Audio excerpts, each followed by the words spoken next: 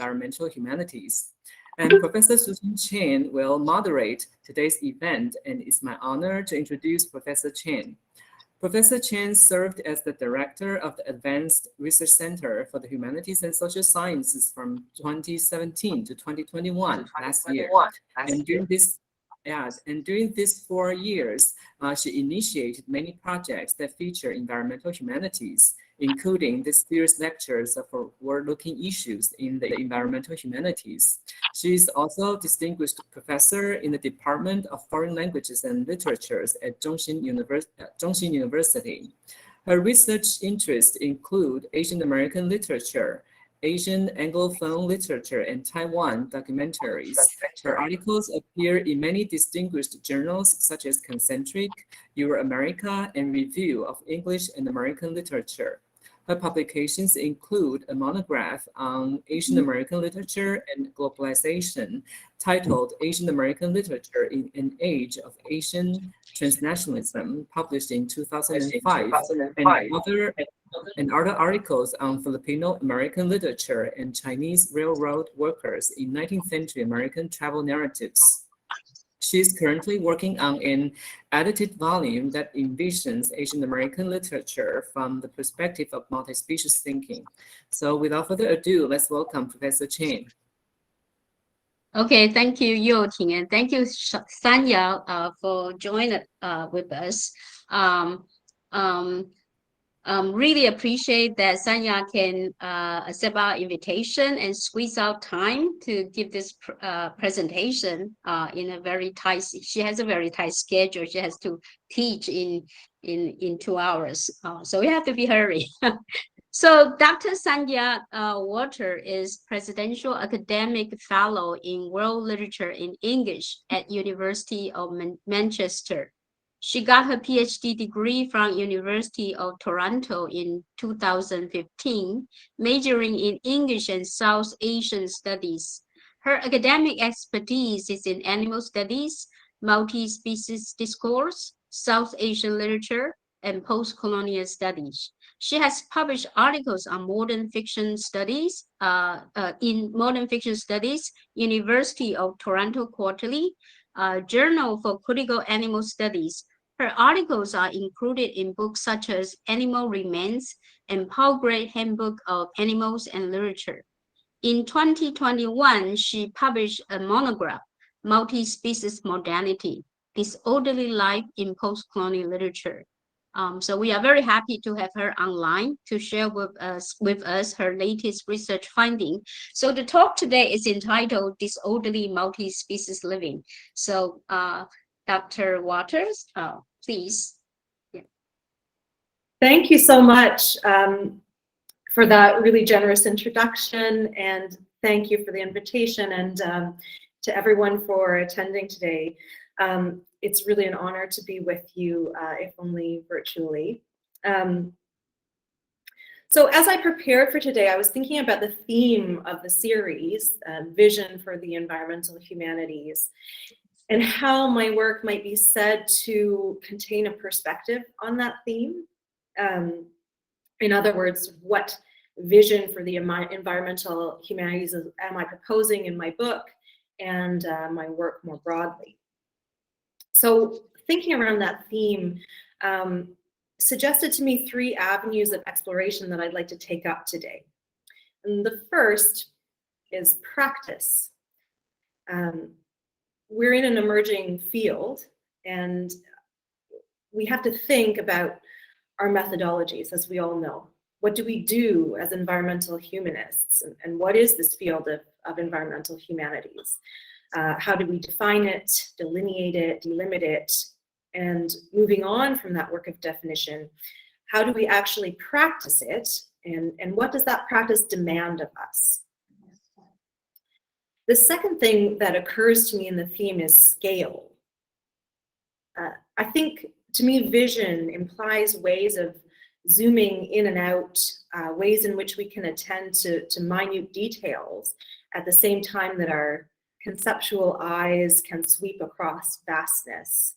And the way that toggling between scales can actually help to focus our vision more clearly.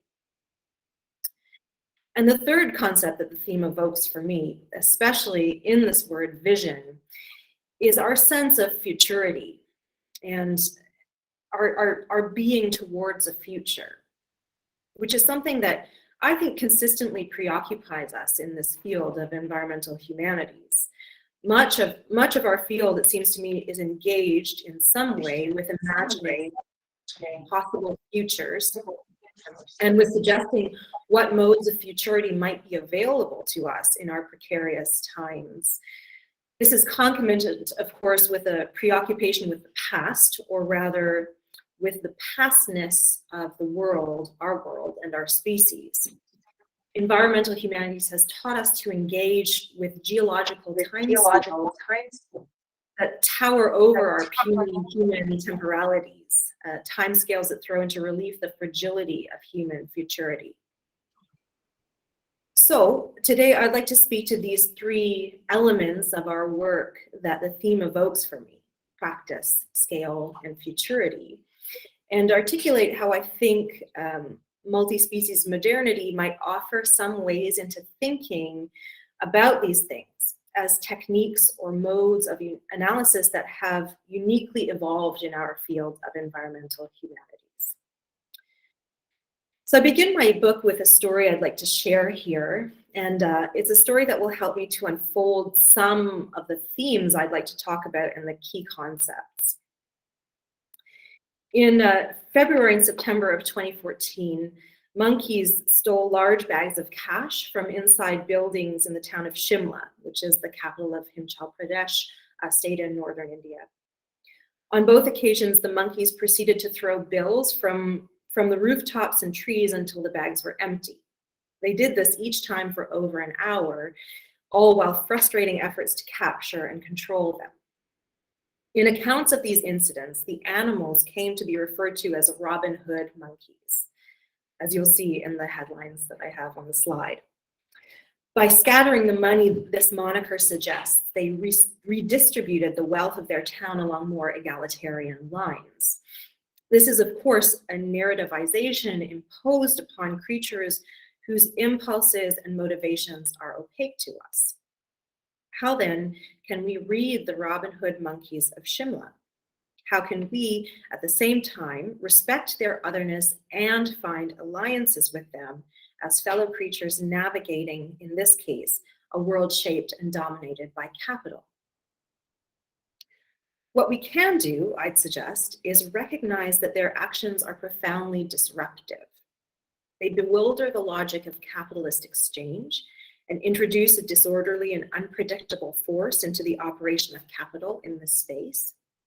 They frustrate the dominance of capitalist timekeeping by creating an unsanctioned interruption in the working day. Passers-by became frenzied, according to local accounts, chasing the monkeys, their rationality overcome by this strange disturbance. In these ways, the monkeys briefly turned the table on the dominant human narrative of life in their town. So it doesn't matter that we can't read the text of the monkeys' actions. Their unreadability may in fact render them even more powerful as narratives that ultimately reject appropriation. We have only to see them as acts of disorderly resistance, as assertions of presence that resist disavowal. The Robin Hood monkeys of Shimla, their actions and the way they both accommodate and resist our acts of reading, show us how attention to animals, their embodied actions, and their entanglements with humans exposes forms of multi-species living that challenge dominant understandings of community, space, nation, narrative, and planet. In her book, When Species Meet, Donna Haraway introduces the idea of ordinary multi-species living to describe the mundane way that we live together with our non-human others. In my work, I think rather of disorderly multi-species living, how human and non-human animals share space, meet, and touch in ways that transgress the order of Western modernity. In this way, I want to think about multi-species living as an active practice, as a fluid, shifting ground of relations, as contingency and plasticity. So this leads me to the first of the three preoccupations that I thought emerged from the theme of this series, which is practice. In this section, I want to introduce the kinds of methodologies and frameworks that I found useful in the writing of my book and what their value is for the environmental humanities and beyond. Then I'd like to describe the interpretive method I use to explore representations of animals, which I call a non-devouring method. So I was motivated to begin this work on multi-species living, specifically in the Indian context, by what I found when reading through what might be seen as the early canonical texts of animal studies. So this is work by Carrie Wolf, Matthew Calarco, Akira Mizuta Lippitt, and others. These are enormously influential and valuable texts, but texts that are focused very closely on American and European contexts and engaged with the figure of the animal in Western philosophical, literary, and cultural genealogies. At the same time, in post-colonial studies, I found a tenacious attachment to the human. This is an attachment that rose out of histories of violence and oppression and out of the urgency of anti-colonial movements and decolonization. But nevertheless, it remained, as I saw it, a limitation on the scope of the work. So I set out to bring these fields together to explore their connections and also the points where they could not quite be made to coincide. And luckily, I was working at a time when other scholars like Julieta Hsing, Neil Ahuja, Anand Pandian, Juno Salazar Pereñas, and others across literary and cultural studies and anthropology especially were also engaged with these questions. And I think the interest in these intersections has continued to grow, as is evident by our gathering here today. So let me give you an example of the kinds of limitations that I mean. So for many animal studies scholars, the exploitation of animals has intensified in an inverse relationship to the physical proximity of human and non-human animals. That is, as we are increasingly physically distanced from non-human animals, we are more able to disavow the abuses they suffer. Examples that these scholars use include moving slaughterhouses out of city centers, the industrialization of agriculture, and the sanitation of urban life by limiting the presence of non-human animals in the city. But in a context like India, the physical proximity of human and non-human animals is a fact of daily life in most parts of the country, including urban centers. So we need to ask, contrary to the field's previous assumptions, how do exploitation and daily physical proximity exist hand in hand? How do we honor Hanuman in the temple on Tuesday and shoot monkeys in our gardens for the rest of the week? And this is a practice that continues in urban centers, even if it's unsanctioned and illegal and denied. So these are the kinds of paradoxical material and affective entanglements that can broaden the scope of our theorization of human-non-human relations in productive ways. In these anarchic actions that I described, the Robin Hood monkeys create a zone of proximity. They open a space for human-monkey contact that for a short time allows both species to step outside of normative ways of being. This is the kind of zone of proximity in which manifestations of disorderly multi-species living can emerge. One such zone arose accidentally out of the actions of the Robin Hood monkeys, but imaginative texts, literary texts, have the power to construct these spaces and use them as staging grounds of possible relations. These kinds of spaces in literature and other art forms create what Doreen Massey calls a thrown togetherness. The thrown togetherness of human and non-human in these spaces makes room for the improper touch and unhygienic mixing of disorderly multi-species living. And that in turn opens avenues for what I see as subaltern alliances that cut across species boundaries. We might think of animals and humans as co-creative in these spaces, and of literature itself as potentially a multi-species form. Looking at textual spaces in a way that evokes the idea of a multi-species literature, even as this idea is limited by the fact that literature is a form of human expression, I try to read texts in a way that's attentive to the use they make of non-human animals. But I also want to note the instances in which these texts cannot fully instrumentalize the animals they represent. So drawing on Anat Pick's work on cinema, I call this a non-devouring reading practice. A reading practice that refuses to accept the humanist closure of the questions of the non-human.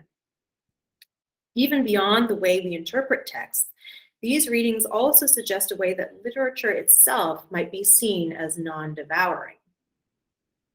So as you'll see there from the definition, to devour can mean to make a prey of or to prey upon, a definition that captures the way that texts prey upon the figurative meanings of non-human animals and use them to their own purposes.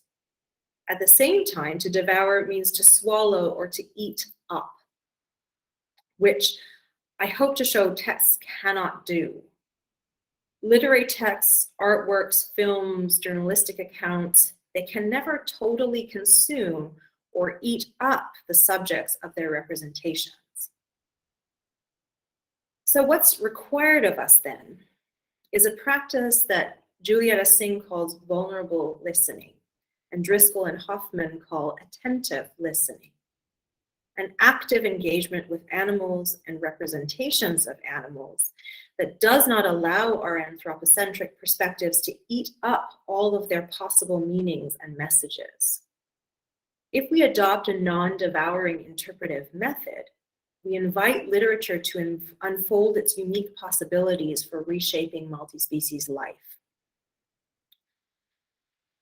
What I've discussed here is the kind of practice I suggested we might use to approach the actions of the Robin Hood monkeys of Shimla. With this approach, I want to open up what Anandapandian calls a post-colonial freedom for non-human animals, even as their bodies and habitats are increasingly colonized. We can do this, I believe, by giving attention to the ways they inhabit the texts in which they appear, and to the textual and material spaces in which they dwell, and by noting the instances when animal presence becomes a form of subaltern speaking. In their actions, the money-throwing monkeys of Shimla insist on their presence and their autonomy, and they can thus be seen to inhabit a powerful kind of post-colonial freedom, a freedom that inheres in the idea of disorderly multi-species living. I have so far unfolded an argument based on the actions of a couple of monkeys interacting with humans and human artifacts in a limited way, a small-scale way. This is in part because I find myself drawn to these instances in which a small interaction among small figures upends certain dominant assumptions about humans, animals, and multi-species living. And it seems to me that this is a good scale at which to contest the narratives of Western modernity that look to larger constructs such as nation, empire, and species.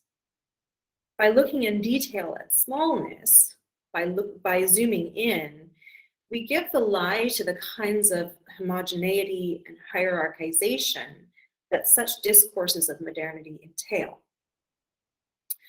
Within that very modern context of the nation of India, I look for these idiosyncratic moments that might represent lines of flight outside of discourses that act to limit the flourishing of subaltern lives, both human and non-human. But the environmental humanities, as it has developed in response to and alongside this context of planetary crisis, asks us to scale up our thinking, to think in fact across vastnesses of space and time in which the human becomes infinitesimal. This represents a different kind of challenge to the traditions of modernity and their assumptions. So in this section of the talk, I'd like to speak across the different scales that my work addresses to articulate how these scales contribute to a more clearly focused vision. I'll do this through a couple of examples. The first is the space of the Sunderbuns, its place in the history of Indian conservation, and its representation in Amitav Ghosh's novel, The Hungry Tide. And the second is the figure of a taxidermy tiger I encountered in my research, and how the details of this tiger embody larger cultural forces, as well as the small ways that the non-human can escape being cultured by human representation. The Sunderbuns is a region of small islands and dense mangrove forest at the northern tip of the Bay of Bengal. The area extends over more than 300,000 acres, straddling the border between Bangladesh and the Indian state of West Bengal. The recorded human habitation in the Sunderbans stretches back to the 1200s. Human use of the land intensified during the colonial period, and particularly in the mid-19th century, when workers were transported into the region by the state to cultivate the land and increase revenues. In a parallel development, sections of the forest began to be reserved in 1875. The principal aims of this reservation were to ensure that any revenues from the forest flowed into colonial coffers and to regulate the activities and movements of the growing human population. The more recent history of the Sunderbans has been shaped largely by national and global attention to the region's preservation as a site of ecological importance. It became a Project Tiger reservation in 1973 and a UNESCO and IUCN World Heritage Site in 1997. Large swaths of the Sunderbans region have been protected in order to conserve the population of famously man-eating Royal Bengal tigers. But it is still inhabited by a small human population who mostly depend on forest resources for survival. Many of you may be familiar with the Sunderbans through Amitav Ghosh's representation of the region in his 2004 novel, The Hungry Tide. It's the vulnerability of the region's human population in which the Hungry Tide is largely interested, and the novel elaborates the hardships faced by marginalized people, economically and politically disenfranchised, depending on illegal and often seasonal labor. The narrative depicts storms, floods, lack of resources, corrupt law enforcement, and bureaucratic mismanagement, in addition to what Ghosh presents as the greatest danger facing this human population, the presence of wild tigers. Tigers and tiger conservation are a central target of the Hungry Tide's critique. The majority of the Indian Sunderbans has been protected as a national park since 1984, and the novel engages in detail with the effects of national and international conservation initiatives at the local level. I want to consider wildlife conservation as a form of spatial control of non-human animals and a method of boundary setting that has historically been one of the ways that spatial legitimacy has been constructed in India. By spatial legitimacy, I mean the way that a human or non-human population is established, either by themselves or by others, as having a claim to a particular space. Conservation, the selective preservation and protection of species from human exploitation, works to create and enforce boundaries that are designed to keep human and non-human animals apart and to limit interspecies encounters for all but a select few. From its inception in the Indian context, conservation served the interests of colonial power in reserving land for European exploitation and enjoyment. The first reservations for non-human animals were actually shooting blocks, which aimed to preserve so-called game by restricting hunting access to Europeans and Indian elites. Post-colonial conservation is rooted in these exploitative and exclusionary colonial reservations. After independence in 1947, many of the former shooting blocks were converted via bureaucratic and legal redefinition into national parks. Even more important to the concerns of my work, however, is the influence of colonial ideas about non-human animals on post-colonial conservation. The conceptual separation of human from nature has been constitutive of European modernity. As Bruno Latour argues, modernity depends on the ontological division of humanity from nature. The practice of conservation enacts this ideal in the physical separation between human and non-human animal bodies and spaces. This ethos of division still pervades the practice of post-colonial conservation, which works towards an organized and regimented boundary setting. The colonial history of conservation is thus imbricated with conservation as it exists today. In India, a national plan for wildlife conservation was one of the immediate strategies for the legitimization of the independent state. Conservation had become part of the government's 5-year plans by the 1950s, and by the 1970s, it was one of the state's major preoccupations. In 1972 alone, the Indira Gandhi administration introduced a sweeping act for the protection of wildlife, created a nationwide network of national parks, and established the National Tiger Conservation Authority. And in all of these initiatives, it's very important to notice the importance of the nation, that these were national institutions and not state-based institutions, thus legitimizing the unity and independence of the nation and the national government. So it's these actions that prompt Indian conservationists I've spoken with to remember Indira Gandhi without irony as a hero, in spite of her government's many abuses of India's human population. In 1973, Gandhi's government launched Project Tiger, a national initiative that would work in tandem with the World Wildlife Fund's Operation Tiger. It is Project Tiger that still manages the Sunderbuns tiger conservation programs. It's this history that motivates the Hungry Tide's representations of conservation as a form of state-sponsored violence against subaltern human populations. The novel paints the tigers as violent trespassers in what should rightly be human living space, repeatedly referring to and representing incidents of tiger attacks on fishermen and other forest workers. In one scene, Ghosh stages a confrontation between police and a group of refugees fleeing Bangladesh. The police lay siege to the island where these refugees have settled, announcing that the land belongs to a project to save tigers, which is paid for by people from all around the world. Conservation, the novel suggests, works on too large a scale to take subaltern lives into account.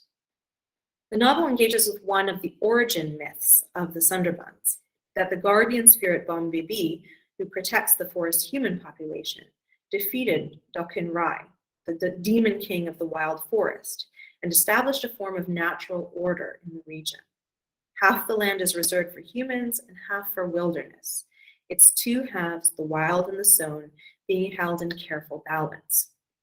Project Tiger, government, and foreign interests have in the novel destroyed the seemingly idyllic situation that existed under the management of the region's local scale indigenous wisdom. It is at the individual level, however, that Ghosh's outsider protagonists, who are an urban Indian translator called Kanai and an American marine biologist called Pia, how they make contact with tigers. And these encounters provide the key transformational moments of the book. Pia witnesses the killing of a tiger by a group of local people and feels the sound of its vocalizations in her body.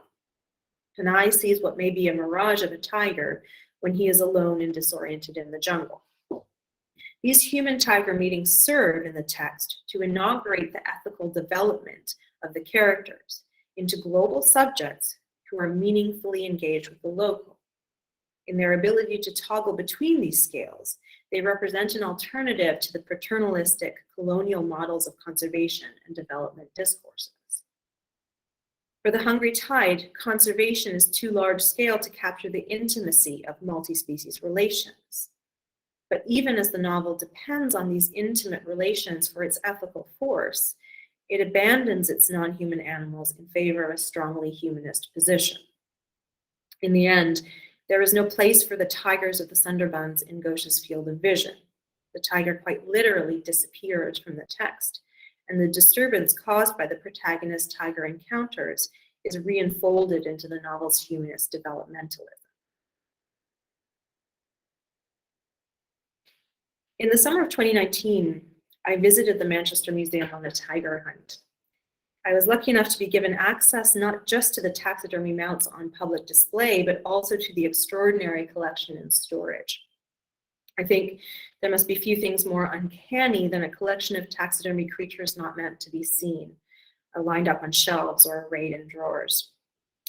It was in the storage area that I encountered this tiger, who showed the wear and tear of being used as a prop for educational presentations, taken around to local schools for years before being retired to this archive of animal death. I was in search of taxidermy tiger mounts made by a particular firm, Van Ingen and Van Ingen of Mysore, whose work I thought had possibly inspired R.K. Narayan's portrait of a demonic taxidermist in his 1961 novel, The Man-Eater of Malgudi.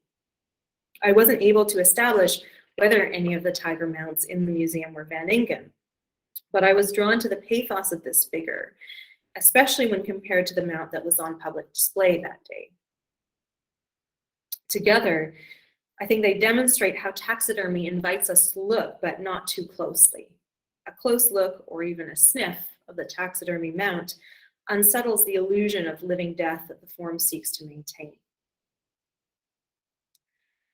From the late 19th to the mid-20th century, the firm Van Ingen and Van Ingen was possibly the largest and most prolific taxidermy operation in the world.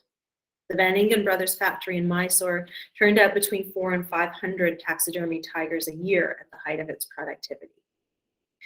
Van Ingen tigers lined the walls of Indian palaces and traveled to Britain as trophies of empire. These animals served as personal and political artifacts in Britain, some over many generations of the same family.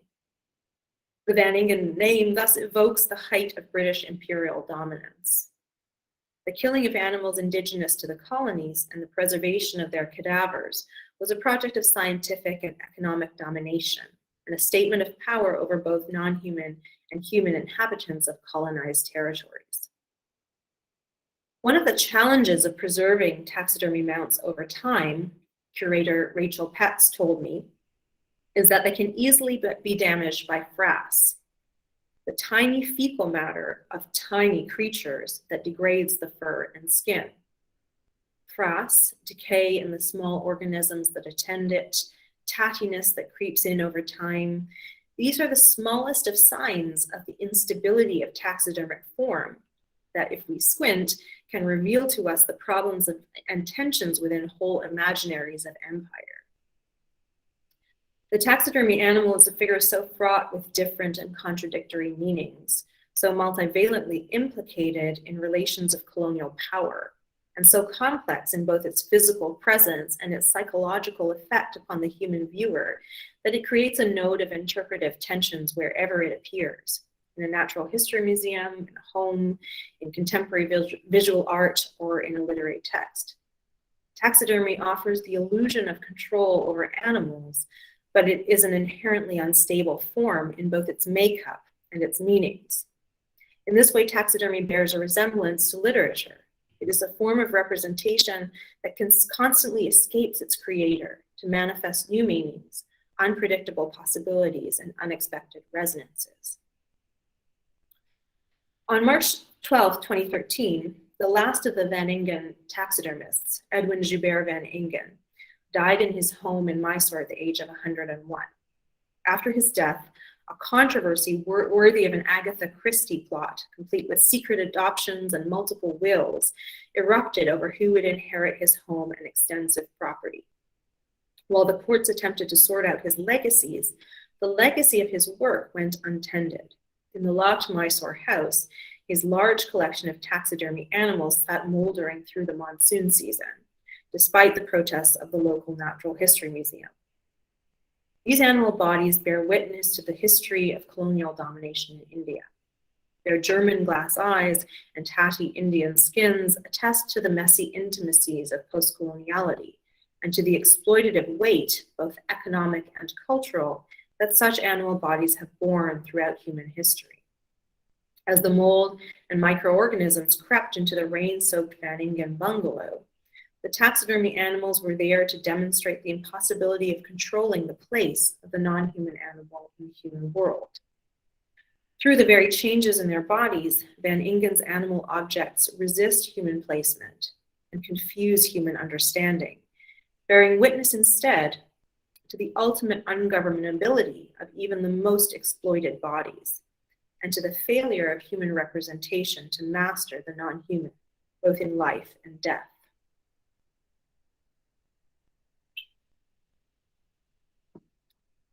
The last aspect of the theme I'd like to engage with today is futurity. Our moment on this planet is one in which the idea of futurity is exceptionally fraught. In the midst of environmental catastrophe, we are embroiled in questions about what possible futures will look like. If we can envision possible futures, how can we act now in order to help them to materialize? Are there in fact possible futures at all? Or is it already too late to salvage any futures? Human futurity, the being towards the future and the conceptualization of that future, is now uniquely in crisis. As I conceive of it, disorderly multi-species living is a way of dwelling in what Donna Haraway calls the thick present. And as I've been discussing, it asks us to attend to small-scale relations that have wider implications. It demands grappling with the knots of our lived entanglements, sometimes, as I suggest, through works of imagination. It's thus a very present mode of being and thinking, in that it asks for our attention in the now that we are living and co-constituting together with our non-human others. But I think disorderly multi-species living can also offer ways of negotiating futurity, of imagining futures, and of navigating the unimaginable possibility of the evacuation of futurity altogether. And in this way, it also provides a vision for the environmental humanities and one possible path forward for our field. So in this last section of my talk, I want to consider the possible futures that disorderly multi-species living generates and how it may open up a sense of futurity for our species and our planet. In a photograph disseminated around the world, a man holds up a sign that says, "I am not a slumdog, I'm the future of India." And as a side note, before I made these slides, although I've written about this photograph before, I didn't notice that the child in front was holding a dog, which I think adds another layer of resonance to the photograph that I'd be happy to discuss more in the discussion period afterwards. So this man and the people with him are participating in one of the mass protests that greeted the Indian release of Danny Boyle's internationally acclaimed, at the time, film Slumdog Millionaire. Protesters across India objected to the use of the word dog in the title. A community activist who helped organize the protests and also filed a lawsuit against the filmmakers argued that referring to people living in slums as dogs is a violation of human rights. In part, this reaction stemmed from the screenwriter's lack of familiarity with the context. So, kutta, it has especially derogatory connotations in Hindi, whereas other animal names might have been less inflammatory. At the same time, this sense of insult at the alignment of animality with poverty invites consideration, given the film's engagement with urban spaces most often inhabited by subaltern human beings and stray or feral dogs. Although they share living space with these dogs, these protesters resisted the inference that they shared the status of these dogs, whereas the point of the title seemed to be that to the world at large, human and non-human slum dwellers are much the same. The novel from which the film was adapted, Vikas Swaroop's Q&A, traffics in exactly this idea. One of the central characters, a boy named Shankar, dies as a result of a bite from a rabid dog. Throughout the chapter that includes his illness and death, he is compared to the, quote, mangy little street dog, who is the source of his infection. When the dog dies, no one takes any notice. And later, Shankar's death is met with as little recognition. The doctor is cold and uncaring, and Shankar's landlady, who is secretly his mother, refuses to pay for an experimental treatment. When Shankar dies, the narrator Raju, quote, roams around Agra like a crazed animal, infected not by a rabid bite, but by the realization that to the rich, dogs and humans can be equally beneath their duties of care and responsibility. The screenwriter who named Slumdog Millionaire, Simon Beaufoy, was surprised by the reaction to the title in India. He claimed that the term slumdog actually had very little meaning, saying, "I just made up the word. I liked the idea. I didn't mean to offend anyone." In a different account, however, he states that he came up with the name when he saw stray dogs watching him from the alleys as he walked through the slums of Mumbai doing research. He said, "I thought it was a fantastic metaphor of somebody who's apparently not worth anything, who is actually looking, eyeing everything and knowing everything, just like the boy in the game show knows everything." In this version of the story, the alignment of subaltern human being and animal is explicit. The intention may be benign, but the naming of the film represents a discourse of animalization that regularly emerges in both class-based and racialized contexts.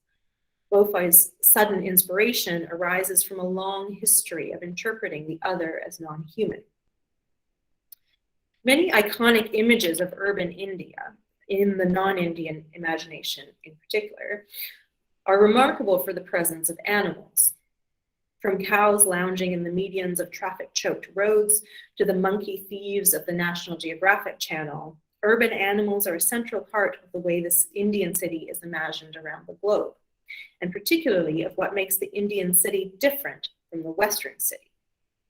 This is part of the way the post-colonial city more broadly is othered, constructed as unhygienic and even contaminated. Urban theorist Ananya Roy suggests that the megacity of the post-colonial world is the subaltern of urban studies. This is not to say that animals are not present in the cities of the West. Foxes, raccoons, pigeons, falcons, rats, and countless other creatures are Western urban companions, but rather that the presence of animals in post-colonial cities is taken as proof of what Roy calls their underdevelopment. They embody the problems of the post-colonial urban in a way that naturalizes those problems for the Western imagination. As post-colonial cities seek to become what Roy calls world-class, the expunging of urban subalterns, human and non-human, is a key strategy. Despite the tendency to ignore or disavow the presence of animals in cities, there is clear evidence of the increasing enmeshment of human and non-human lives in urban environments. Chris Wilbert suggests optimistically that, quote, "at some point in the future, we may think of these emergent non-humans as companion species that accompany humans in their development in a slightly extended, wilder, though no less hybrid form." This is one possible future that disorderly multi-species living offers. The idea that we could differently accommodate the materially and conceptually troubling presence of animals in the contemporary urban environment, and in so doing, reconstitute our ways of living in the world. It allows us to reimagine the urban space as one that is constitutively multi-species. This reimagining requires a new orientation in the way the space of the city is conceptualized. It requires a new imaginative geography of the city. Edward Said uses the phrase imaginative geography to name the affective mapping through which a space or time is made sense of by the discourses that seek to define and demarcate it. Said argues that, quote, "space acquires emotional and even rational sense by a kind of poetic process through which figurative meaning is attached to it, despite any objective or material realities that might contradict that figurative meaning." In my book, I use the example of the urban leopards of Mumbai as one instance in which the imaginative geography of the city as human space comes into dramatic conflict with the material realities of that space. The city's non-human denizens can't be accommodated in a spatial imaginary that dichotomizes human from nature, and the leopards who roam the city embody a disruption in the spatial order that demands to be recognized.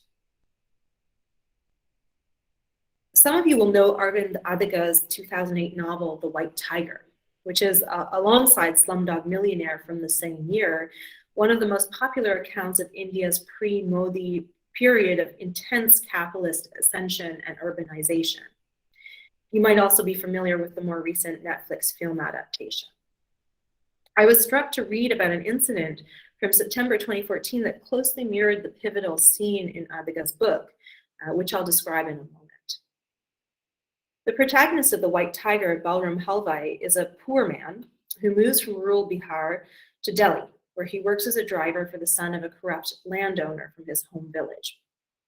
A transformative moment occurs for Balram when he goes to the Delhi Zoo and encounters there a white tiger. Before he actually sees the tiger, Balram notes that there is a sign asking the visitor to imagine yourself in the cage, something Balram suggests he can do with no trouble at all. This response arises from the kind of discourse of animalization that appears in the title of Slumdog Millionaire. Animal and human subalterns are identified with one another in a way that signals the abasement and abjection of the poor. But when Balram meets the gaze of the tiger, that interspecies connection changes registers. Then the thing behind the bamboo bars stopped moving.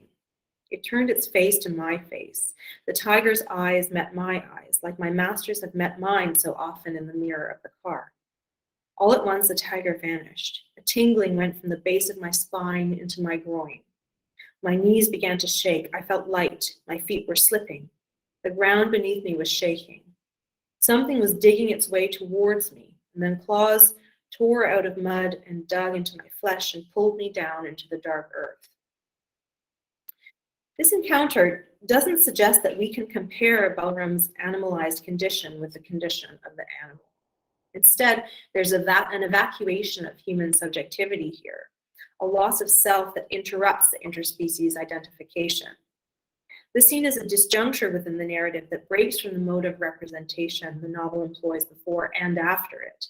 It's thus both a focal point for the novel and a disturbance that it can't fully master. The transgressive nature of the encounter is clear in the eroticism and violence of the language, which suggests that Balram has been overcome and incapacitated by animality.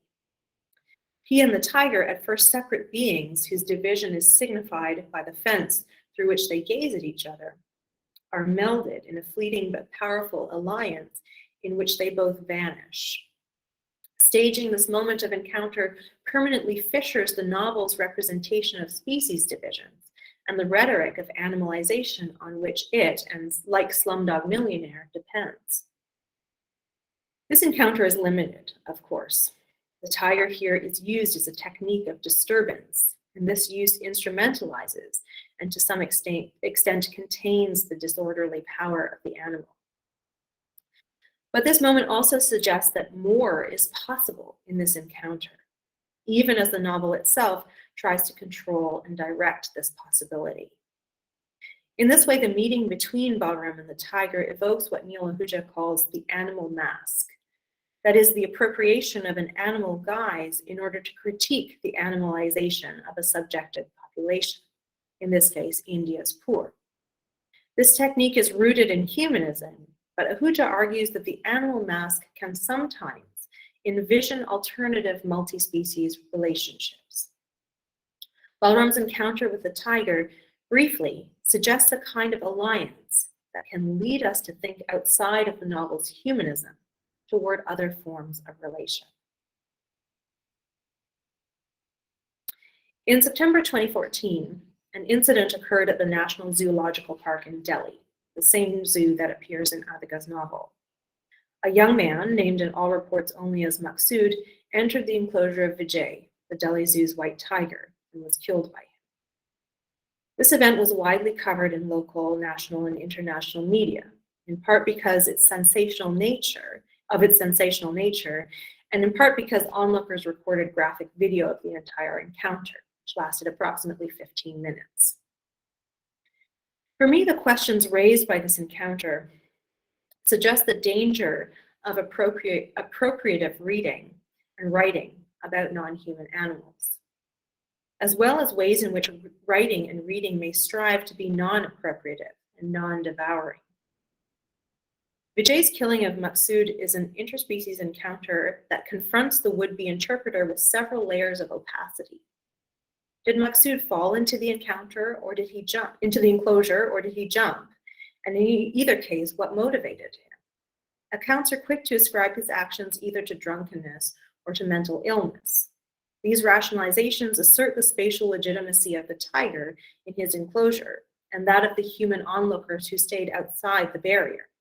They cast Maksud in his refusal to observe the spatial division between human and non-human as a dangerous anomaly.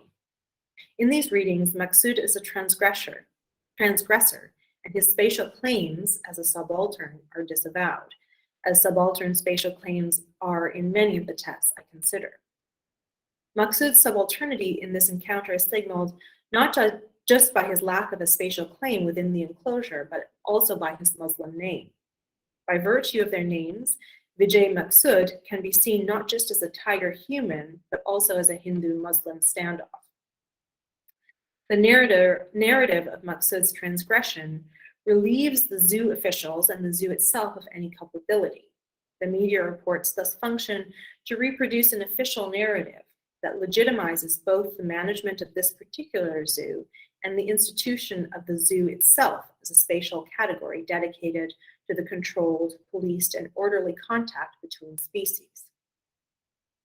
In considering this encounter, we are also confronted by the opacity of the non-human animal's perspective. Why did Vijay look closely at Maksud for at least 10 minutes before touching him? What was Vijay thinking? How did he interpret the sudden and strange presence in his living space? Why did this captive foreign tiger, who had spent his whole life on display for human entertainment and was therefore relatively used to human presence, decide to kill this man? This incident opens and refuses to close such questions about the motivations and desires that underlie the encounter. The questions it raises suggest that every such encounter, inter or intra-species, may be characterized by an otherness that is uninterpretable by the outsider and even by the participants themselves, and that both human and non-human animals evade interpretive closure. While I'm eager to respect the responsiveness and the resistance of subaltern beings across species, this incident draws attention to the ethical pitfalls involved in the interpretation of moments and spaces of encounter. As a story, it's sensational and shocking. Yet what occurred between Maksud and Vijay merely replicates in dramatic form the kind of encounter that thousands seek by going to the zoo. A modern zoo stages interspecies encounters in a setting that simulates nature. Its displays emphasize visual access to the animal. The very design of zoos betokens the human eagerness to be awed by non-human animal presence. Such encounters are deeply inscribed with human desire. But zoos, John Berger argues, must always disappoint, because while we may look at the animal, we cannot encounter the look of the animal. Thus, zoos only emphasize the profound and irredeemable isolation of the human. Berger writes that, quote, the zoo to which people go to meet animals, to observe them, to see them, is in fact a monument to the impossibility of such encounters. This is perhaps one source of the fascination with the encounter between Maksud and Vijay. By breaking a spatial boundary that is usually taken to be inviolate, Maksud seems to have provoked a different kind of interspecies meeting. He seems to have called Vijay out of his indifference. Indeed, Maksud held Vijay's gaze for long minutes, just as the encounter itself held the gaze of the camera. That this encounter was fatal perhaps underscores Berger's point. In the context of its modernity and its enforcement of the species boundary, the interspecies meeting is often inscribed with loss. The zoo encounter is something that takes place at the expense of the non-human animal. Zoos are spaces in which non-human animals are transformed through boredom and dependency into simulacra of themselves. The question that is opened by this observation, when coupled with the encounter between Maksud and Vijay, that is evocative of the kinds of textual encounters in which I'm interested, is whether literary and artistic representations of animals in fact function like zoological parks. Like zoos, text creates staging grounds for interspecies encounters. And I have observed that these staging grounds create disorder in the spatial imagination of hegemonic modernity. But the consideration of the zoo raises the following questions. Do these representations merely create nature-like enclosures for the simulacra of multi-species living? And if it is the case that literary spaces of disorderly multi-species living function as a kind of textual zoo, do the kinds of disturbing encounter I've discussed, like the meeting between Maksud and Vijay, expose this constructedness? Through this exposure, do they create lines of flight outside of textual enclosures that we as readers, through a non-devouring reading practice, can follow to a different ethic, a different potential for multi-species life on our fragile planet? It's with holding this possibility open that I'd like to end today, with the idea of openness itself as a vision for the environmental humanities. We require, I believe, openness to our discipline as an active process of becoming with our non-human others. Openness to working across scales both minute and planetary, and openness to imagining different forms of futurity, even as we dwell in a fraught present. As all of us here know, we have much to learn from our entanglements with non-human otherness, as individuals and as species.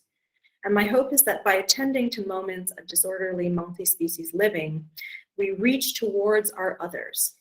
We can enmesh ourselves in relations that do nothing less than teach us how to live as beings enmeshed in relation.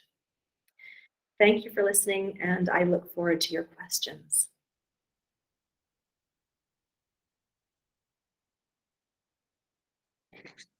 Thank you, Sonia.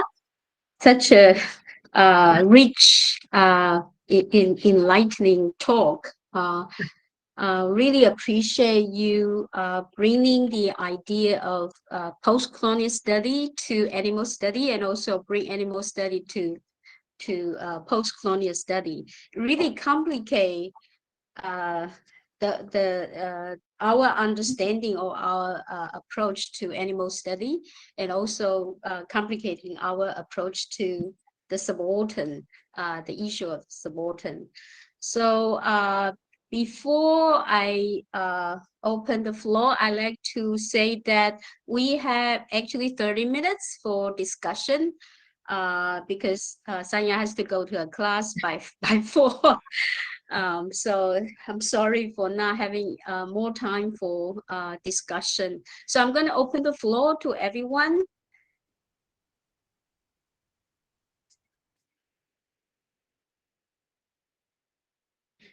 Okay, so we had Yalan, Catherine, Yes. Chung asking question. Yes. Can you, Yalan, can you yes. turn on your screen? Oh, sorry, because in this device, I cannot find out the camera part. Oh, so okay, no problem. Yeah, go ahead. So Yalan is a professor at Taiwan University.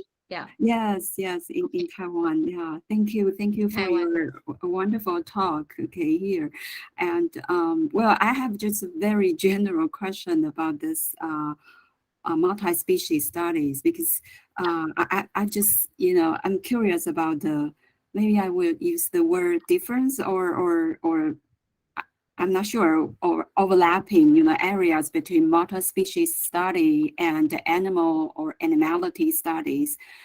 What's the difference right there? Okay, especially when critics such as Carrie Wolf, Donna Haraway, or John Berger, those belong to they used to be the animal or animality study critics, right? So I'm just curious about when we use the word multi-species, so then what's the emphasis right there?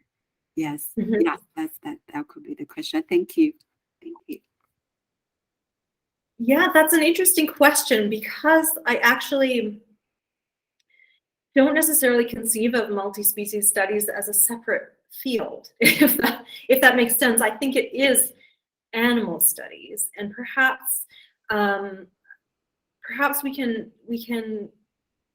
think about the divisions between different kinds of animal studies and their aims and kind of inflections to get at sort of where I would locate multi-species studies. So you have sort of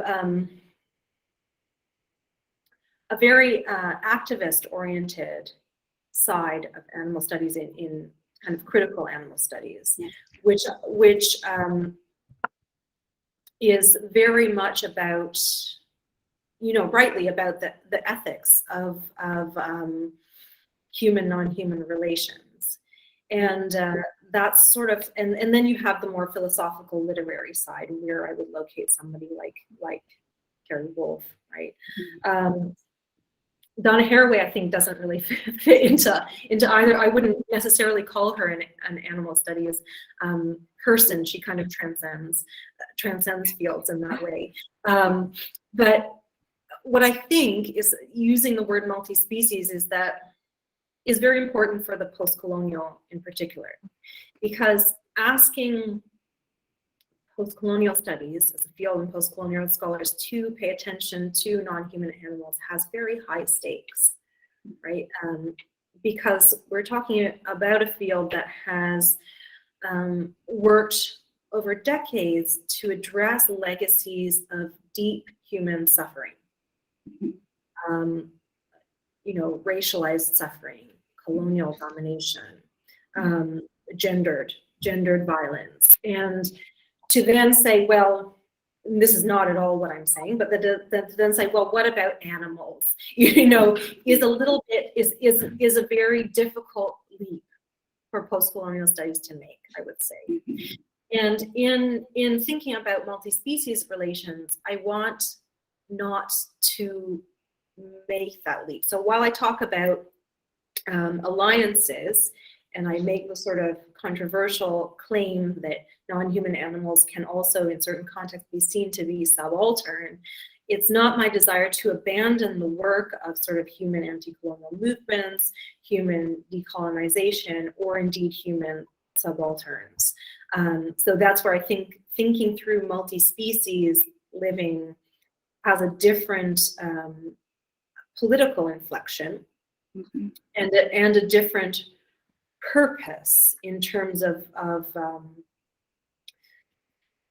its sort of emancipatory aims or vision, if that makes sense, is for all species. Yes. Does that answer your question? Yeah, totally. Thank you. Can I ask a question? It's very intriguing, especially the relations or alliance between the subaltern and the animals, right? Sometimes they seems to be in a competition for, taking the position of the subaltern, like in the Hungry Tide, which really pose a very difficult, choice for the critic, whether you will be on the side of the tiger or you'll be on the side of the subaltern, those refugees, right, in the Sunderbuns. So I just wonder, especially for hungry, because you kind of interpret the tiger in the White Tiger differently from the tiger in the Hungry Tide. In the Hungry Tide, the tiger was like abandoned, right, in the narrative, because the subalterns seems to suffer more, right? So there seems to be two opposite narrative. In one is the colonial kind of conservation movement, right, in which the tiger was the benefit of the tiger was taken over the benefit of the subaltern, and the other is eventually the tiger was killing off from the narratives. And then because the subalterns, I think there's a dialogue between Kane and Pia, right, about because Pia is trying to interrupt or try to stop them from killing the tiger, and Kane say that the people, the fishermen there have been suffering from the attack of the tiger for generations, right? So I wonder with the hungry tide, whether there is a thorough kind of any kind of room for a different kind of interpretation that can go beyond that two extremes, you know. As you say, because the tiger devour people, you know, so the text seems to devour the tiger. Whether there's a room to talk about it, to read the text differently, to read the tiger differently, you know, that's one question. Another question is, because if you go back to earlier texts, because this whole idea of multi-species and, you know, our focus on non-human, the welfare of the non-human species really come really late, right? So if you go to the earlier texts, most of the texts are human-centered, right? Most of the, especially I think a lot of the post-colonial texts are really rooted in humanism because they try to restore humanity to the subaltern. How do you make room to read the text differently, to find the animal in those texts? I think that's a big challenge, and yeah, I like to hear your, you know, how do you do it, you know? Yeah, okay, so on the hungry tide, you're right. So the hungry tide as a text is interested in in a kind of historiography. Ghosh is a very like scholarly novelist, right? and it's interested in this kind of reinserting. This is a simplification of what it's doing, but reinserting these subaltern human narratives into a historical record that has disavowed their existence, which is absolutely true. But it's also true that, you know, the conservation of tigers there it casts the tigers as these very powerful creatures, whereas in fact, you know, the siege mentality that it adopts for the subaltern human population of the Sunderbuns could equally apply to the tigers, right? Because their habitats are shrinking. They're a large population, but they're also a sink population, so they don't have paths to meet other populations. So basically they're doomed, right? As we know, tigers are doomed. So it's sort of, what the novel does is kind of inflate the spatial legitimacy of the tiger in the Sunderbuns as it has been constructed by conservation in order to really get the emotional impact of the plight of the people who are living, right? So it's sort of this representative strategy.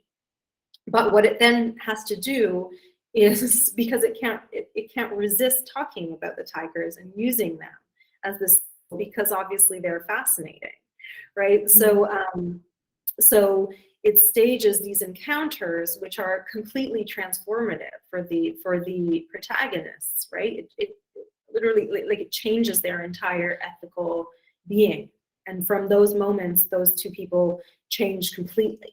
Right, that they're on a journey, you know, and then the journey takes off from those moments.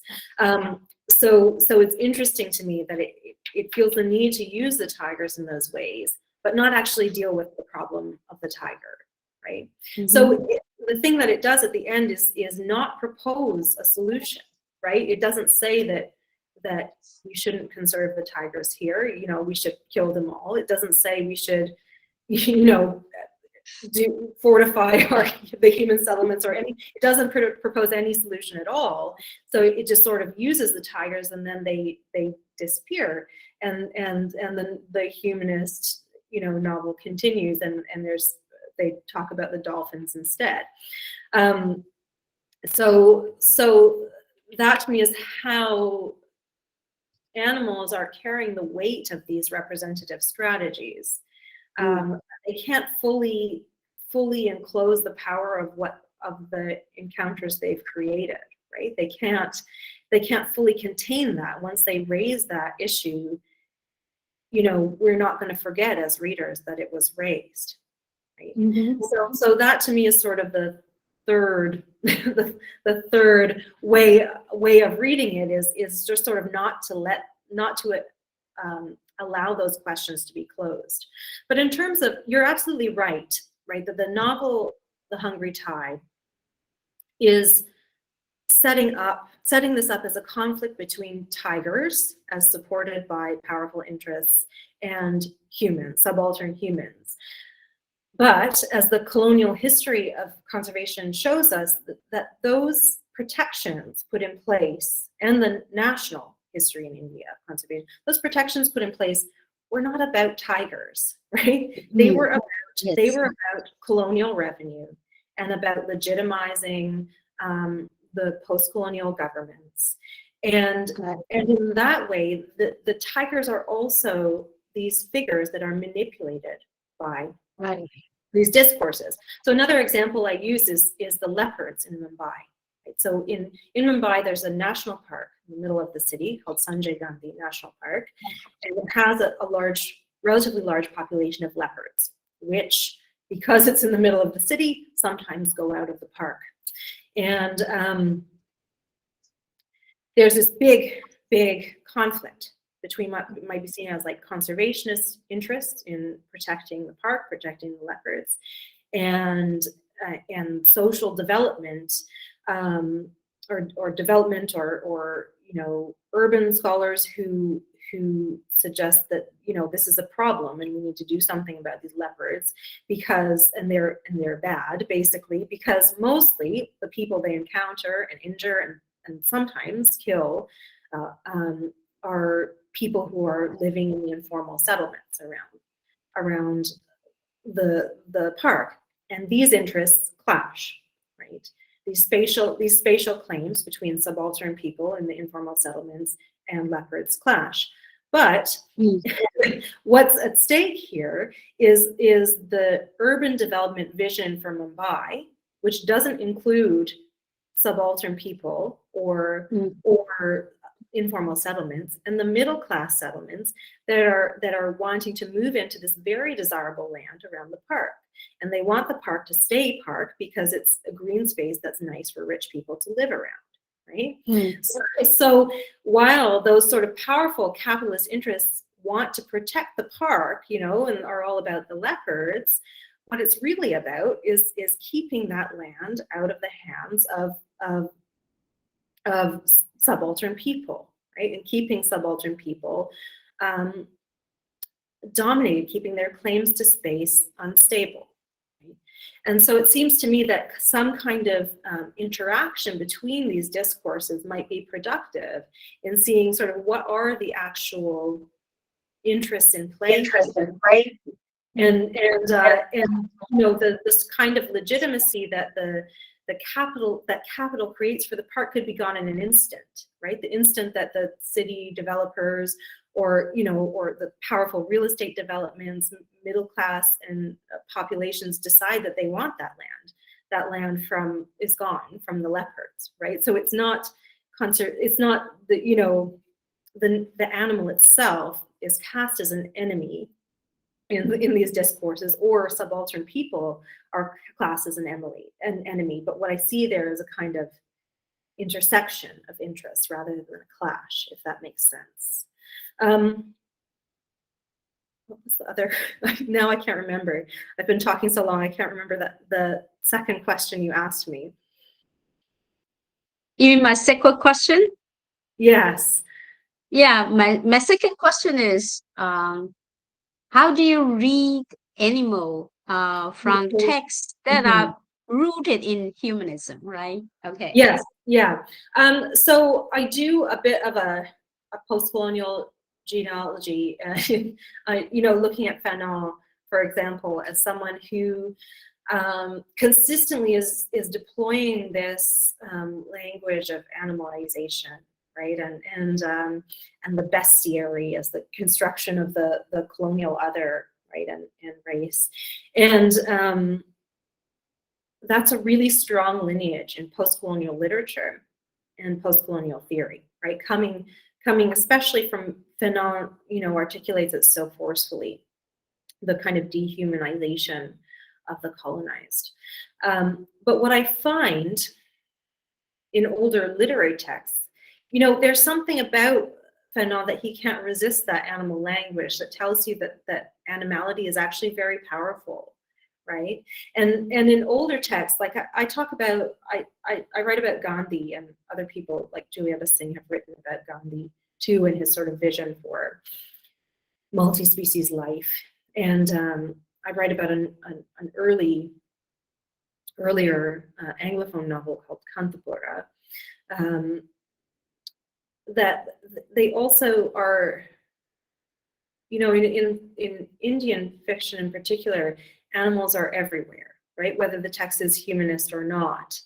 And I find the moments where they appear, even if the text is not concerned with animals, the moments where they appear tend to be quite powerful moments, right? So there's this moment in Kantapura, which is a text about the independence movement in a rural context, among women mostly.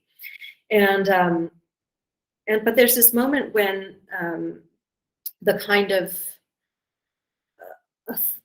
police authority kicks this dog, that everybody knows this dog, and the dog goes and howls through the whole town in pain, and all the animals in the whole town, this whole non-human-like uproar starts, and the dog goes through all the neighborhoods in the village, I should say, which are divided by caste, right? So this dog is not abiding by these boundaries, right? So it's like this critique of the caste system, and it's revealing this entire population that then, is not really dealt with in the rest of the book, but it's a very subtle moment of drawing attention to power relations, to the caste structures in the village, because that's how we learn that the areas are divided by caste, and yet the boundaries are fluid, right? The dog shows that these boundaries are not meaningful in a concrete way, which is part of the point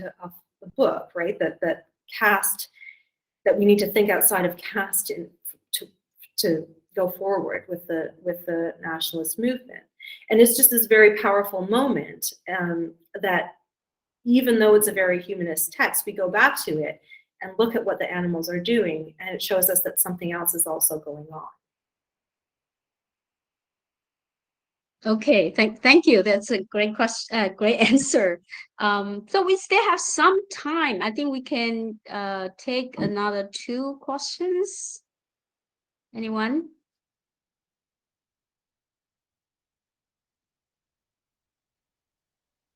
If not, I do have a 3rd question. It's a small, simple question. Why it's about the wording. Why you use futurity instead of future? What's the difference between futurity? I don't know how to pronounce that. Yeah. That's funny. My partner asked me that. Why don't you just say future? Yeah. So the difference to me is that futurity to me evokes like our being towards a future, right? The way we conceptualize a future. It's the nature of futureness, right? Instead of sorry, I'm just going to say the word over and over again. Instead of what future is, which is a temporality, right? Or so futurity is sort of we could think of humans as particularly, if we are temporal creatures, right? Thinking about futurity as sort of characteristic of the way we live that temporality, right? That we are living day to day in relation to our own futurity, right? Rather than a future, which is a sort of a more concrete rather than a conceptual being. And the sort of, when futurity deserts us as individuals, for example, we see that kind of crisis, that kind of ontological crisis, like what is my being now that I have lost futurity? So if anyone has known someone with a terminal illness, for example, that sort of grappling with yourself as a temporal being, and a radical change in your sense of temporality or sense of futurity occurs then, right? And it's sort of thinking about your own humanity and what that means in the context of loss of futurity. And so I think that what a lot of environmental studies does is really think through our existence as creatures who are defined by futurity in a way, and also this planetary moment that is threatening our existence as creatures with futurity, right? Does that answer your question? Yeah. So you have both temporality and scale. You have space and temporality in your, grander scheme of thought. Yes. Yeah. So yeah, good. So we have 2 questions. So I'm going to give Rose. Okay, I think it's Yachting who are before me. It's okay. I mean, okay. yeah. YT. Okay. Yachting. Okay, Okay. Rose, go ahead.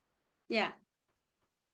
Well, futurity is more about possibility, and so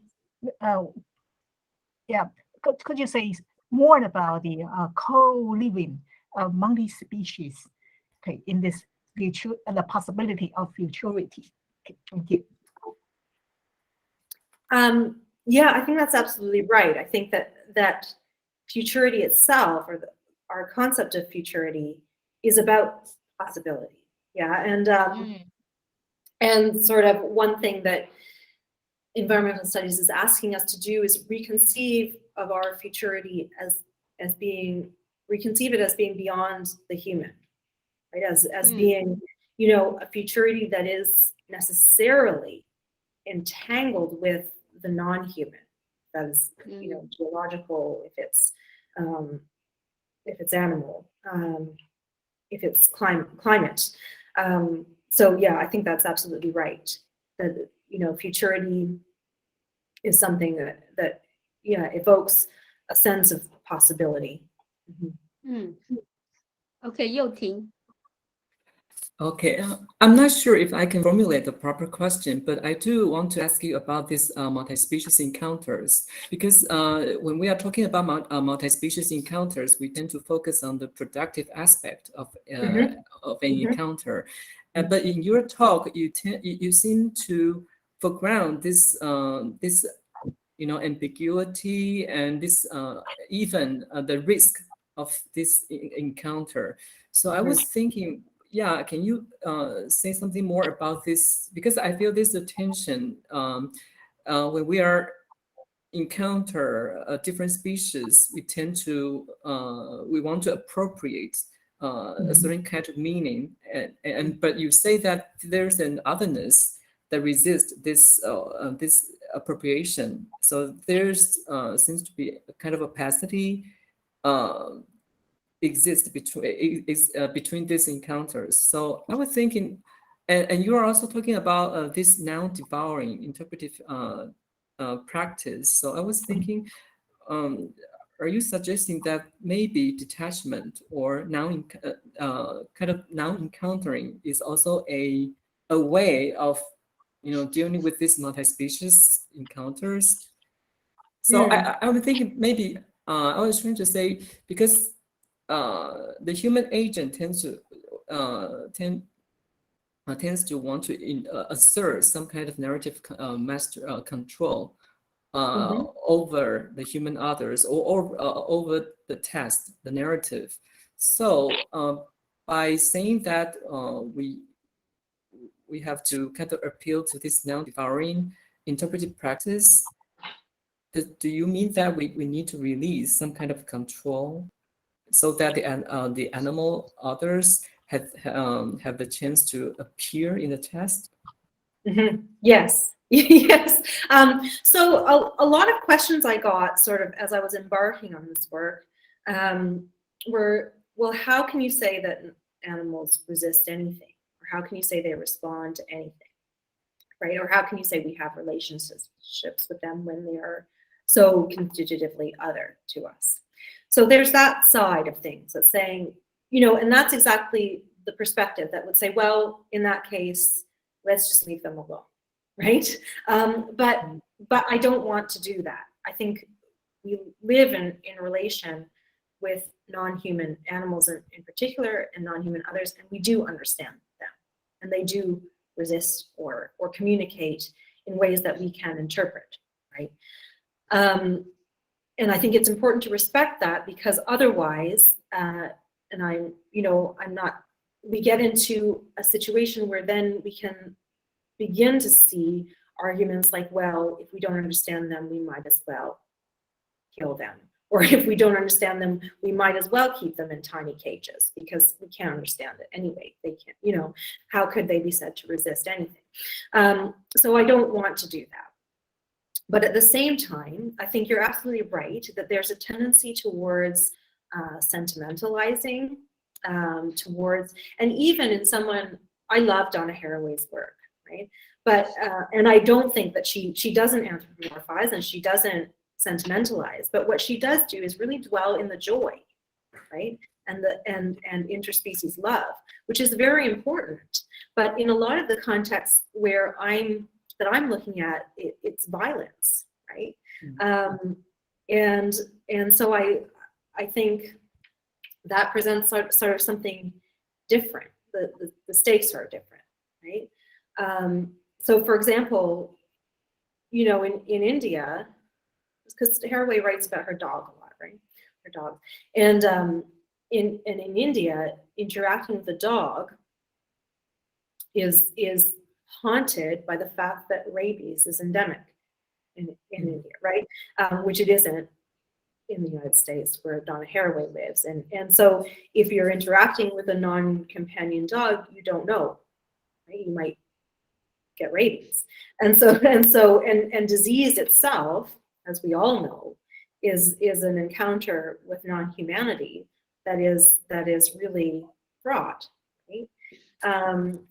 Viruses are, you know, undecidable as like living or dead or organic or what, but it's an encounter with the non-human to contract a virus, and how then do we think through that encounter and the otherness? So what I think is to resist our very natural narrativizing drives. May help us to stay open to the gravity of certain encounters and to what possibilities might emerge. And I think, you know, I think about possibility rather than productivity. And I know, you know, this is just, but thinking about an encounter as productive is kind of adopts a sort of capitalist logic in a way, doesn't it? And which I think that a lot of times these encounters are very anti-capitalist, and they disturb the kind of workings of capital. So yes, I think it's about, you know, leaving those tensions open. And so resisting that narrativizing drive while also never giving up on these sort of possibilities of relation, you know, not sort of abdicating that relational position. Okay, thank you for the answer. And also, I think we better wrap it up for Sundhya to go to her class. Yeah. And thank you so much for such a wonderful talk. We hope that we really enjoyed the talk and the conversation. Hope there will be other chances we can meet again online. Yeah. Yes. And yeah. So, and thank you everyone for coming to the talk. Yeah. So let's give Sundhya a big hand. Thank you so much. Thank you. Thank you. Thank you. Thank you. Thank you. Thank you. Yoti, would you like to, you know, advertise for the next talk? We have a next talk coming up in May too. Yeah. Yeah, next Friday. Keep Next tuned. Friday? Next Friday. Okay. Yeah. So thank you, Sundhya. Thank you. Thank you very much. Bye. A lot to Bye. talk about. Yeah.